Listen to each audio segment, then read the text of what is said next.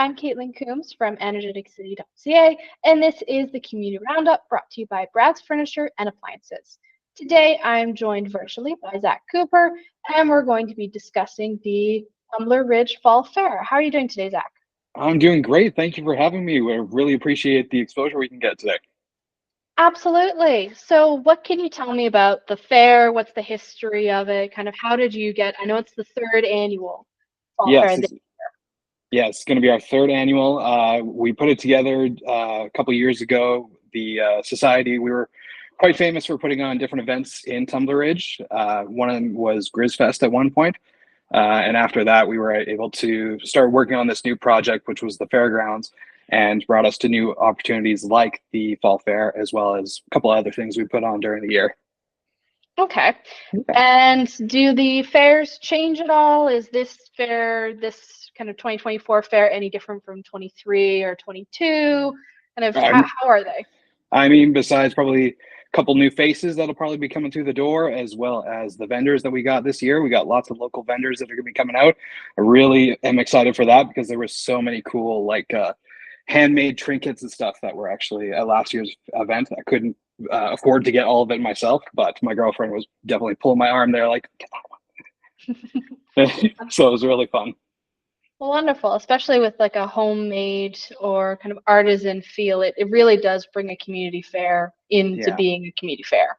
Yeah, absolutely. It's really awesome to see the community come out together. That was what I grew up on as a kid as well. So it's really exciting to make friends and just interact with everybody else's families, especially on a weekend. Absolutely. And I was looking at some of the posters, and one of them mentioned that it was the grand opening of the Prehistoric Park. How is that involved with the fair? This is going to be our new kids play area. Essentially, it's themed around dinosaurs. We, didn't want to get the copyright or get Chris Pratt after us for the Jurassic World or Jurassic Park stuff, but we were able to go with a different time era. So we went with Prehistoric Park, and it's going to be really fun. We've got lots of kids activities there. There's going to be a little sandbox where you can actually dig up dinosaurs, as well as just a little play area for all the kids to have fun. We're also going to have some inflatable games actually next to that as well. So lots of fun going to be on the fairgrounds. Wonderful. Yeah. And what's the timeline like? When does the fair open? How long does it run? If I were to say drive up, if I was in Tumbler Ridge, or if I wanted to come say from Fort St. John, what's the process like for the day or days? It's going to be just the one day. So it's going to be September 8th. We're going to be running from 11 a.m. all the way until 5 p.m. So should have enough time if you make it out early enough, even if you want to come in the afternoon just for a little while to walk around. But there's still lots to see around Tumbler Ridge as well. So that's what we're hoping everybody at least stops off at the fair. Maybe if you want to go for a hike or something afterwards, that would be fun. But yeah, like I said, we're going to be running from 11 till 5. There's going to be a barbecue as well running from 12 to 2. So if you're hungry and you want food, come down at that point.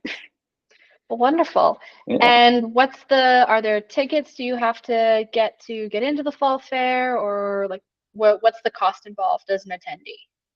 Entrance is actually only $2, so you only got to bring a toonie, bring it yourself in, and that's about it. We're just at the door, right? Pretty much with the tickets, so you don't need to get it in advance if you want to show up or you don't want to show up. Wonderful. Yeah.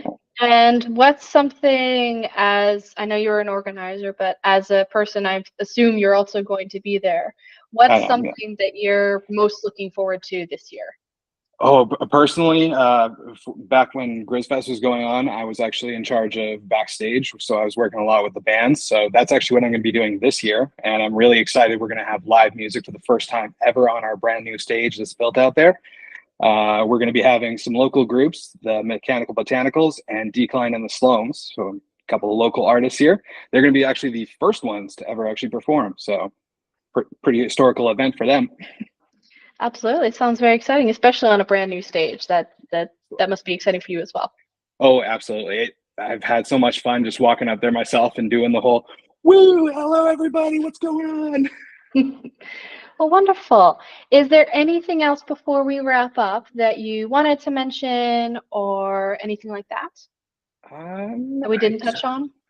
don't think so. Let me just check my notes. There is going to be, like I said, the ribbon cutting ceremony as well. So we're going to have the grand opening of the fairgrounds, as well as our brand new snack and beverage area in the back there. It's going to be like our beer gardens at some point. But yeah, just going to be excited to have everybody out there. Hopefully we can get Energetic City as well. You guys can stop by again. That would be amazing.